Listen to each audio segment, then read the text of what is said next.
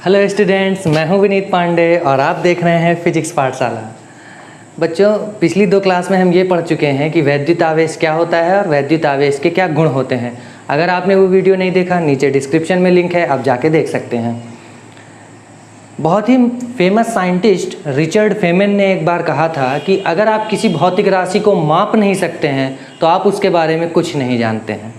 Coulomb का नियम इसीलिए बहुत महत्वपूर्ण है क्योंकि ये बताता है कि 2 आवेश जब एक दूसरे से कुछ दूरी पर रखे होते हैं तो उनके बीच में कितना वैद्युत बल आरोपित होता है।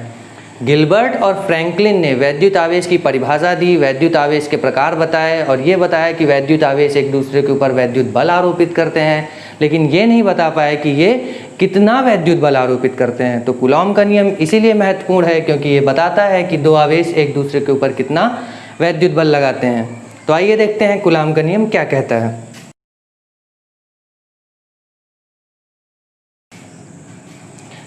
याद रखिएगा, कूलॉम का नियम केवल बिंदु आवेशों के लिए है। बिंदु आवेशों का मतलब है कि जब 2 आवेश एक दूसरे से इतनी दूरी पर रखे हों कि उनके बीच की दूरी उन आवेशों की साइज की तुलना में बहुत ज़्यादा हो। जैसे अगर ये आवेश आप देखें,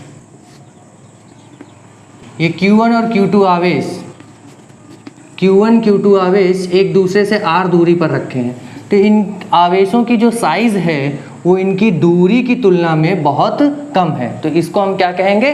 बिंदु आवेश। कूलॉम ने बताया कि जब 2 बिंदु आवेश एक दूसरे से कुछ दूरी पर रखे होते हैं तो उनके बीच लगने वाला वैद्युत बल F अनुक्रमानुपाती होता है। किसके? आवेशों के गुणनफल के। 2 बिंदु आवेशों के बीच लगने वाला वैद्युत बल आवेशों के गुणनफल के अनुक्रमानुपाती होता है।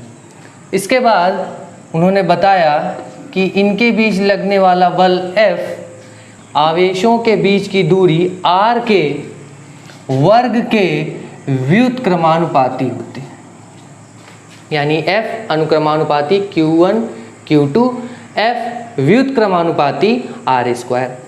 अनुक्रमानुपाती का मतलब है कि अगर हम आवेशों का मान बढ़ा देंगे तो इनके बीच लगने वाले वैद्युत बल का मान बढ़ जाएगा। व्युत्क्रमानुपाती का मतलब है अगर इनके बीच दूरी को बढ़ा देंगे तो इनके बीच लगने वाले वैद्युत बल का मान घट जाएगा। तो F अनुक्रमानुपाती Q1 Q2, अगर हम इन दोनों को साथ में लिखें,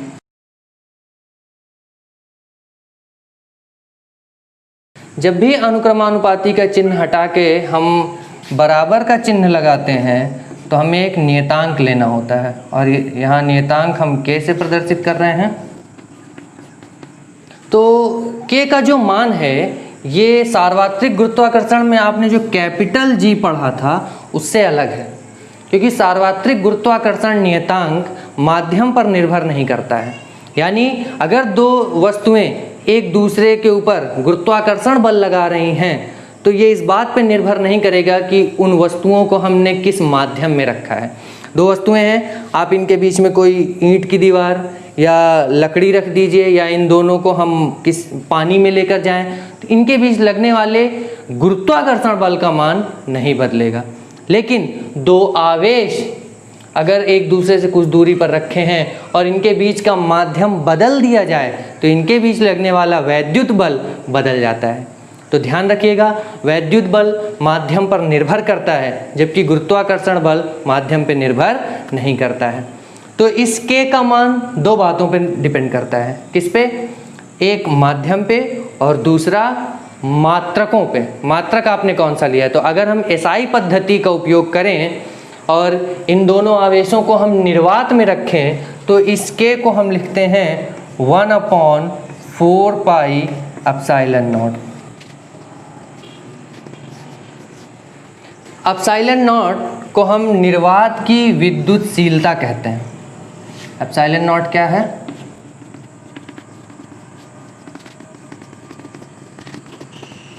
one upon 4 pi epsilon not का जो मान होता है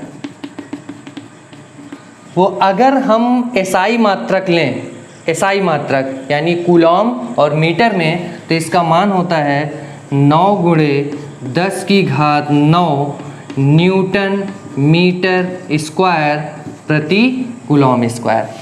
एप्सिलॉन नॉट का जो मान होता है वो है 8.85 गुणे 10 की घात -12 कूलॉम स्क्वायर प्रति न्यूटन मीटर स्क्वायर। अब अगर इन दोनों आवेशों के बीच हम कोई दूसरा माध्यम रख दें तो ये जो बल है ये बदल जाएगा। इसको अब हम क्या लिखेंगे, F is equal to 1/4 pi epsilon. Epsilon naught निर्वात के लिए, अगर कोई माध्यम है तो सिर्फ एप्सिलॉन, क्योंकि अब माध्यम बीच में रखा हुआ है तो इनके बीच लगने वाले बल को हम Fm से प्रदर्शित कर देते हैं।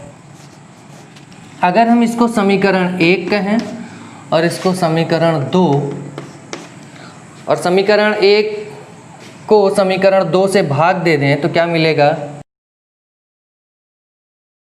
अब आप देखिए Q1 Q2 R square, Q1 Q2 R square cancel हो जाएगा, 1/4 पाई कैंसिल हो जाएगा, तो बचेगा क्या, F है यहाँ 1/एप्सिलॉन नॉट और यहाँ 1/एप्सिलॉन। ये ऊपर जाएगा, क्या मिलेगा, एप्सिलॉन नॉट। एप्सिलॉन नॉट को हम कैपिटल K से लिखते हैं और इसको हम कहते हैं माध्यम का परावैद्युतांक।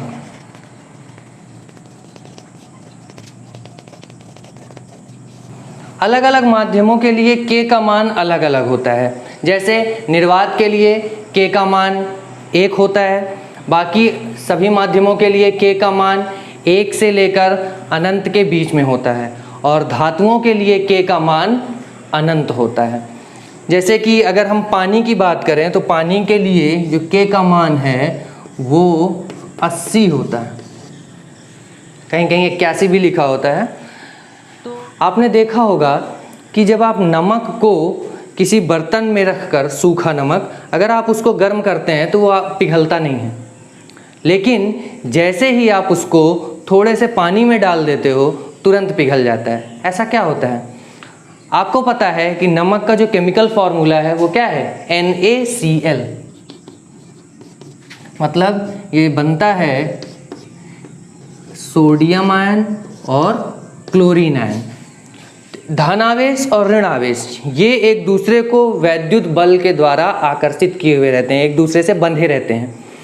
जब हम इनको निर्वात में रखते हैं तो इस वैद्युत बल का मान इतना अधिक होता है कि ये एक दूसरे से अलग नहीं होते हैं, NaCl बना रहता है। उसके बाद जैसे ही आप उसको पानी में डालते हो तो आप देखेंगे K का मान यहाँ पे 80 है, तो Fm अगर इधर लेके आए और K को इधर, तो F का मान क्या मिलेगा, Fm का जो मान है वो F/K के इक्वल है। यानी निर्वात में जो बल लग रहा था उसको जब हम 80 से भाग देंगे तब वो मिलेगा पानी में लगने वाले बल का। तो आप देखेंगे कि जो पानी में वैद्युत बल लगता है उसका मान बहुत ही कम होता है। इस वजह से ये दोनों आयन एक दूसरे से अलग हो जाते हैं और नमक पानी में घुल जाता है। तो आज हमने पढ़ा कूलॉम का नियम। आप कमेंट करके बताएंगे कि आपको ये कूलॉम का नियम समझ में आया है या नहीं आया है। मिलते हैं नेक्स्ट क्लास में।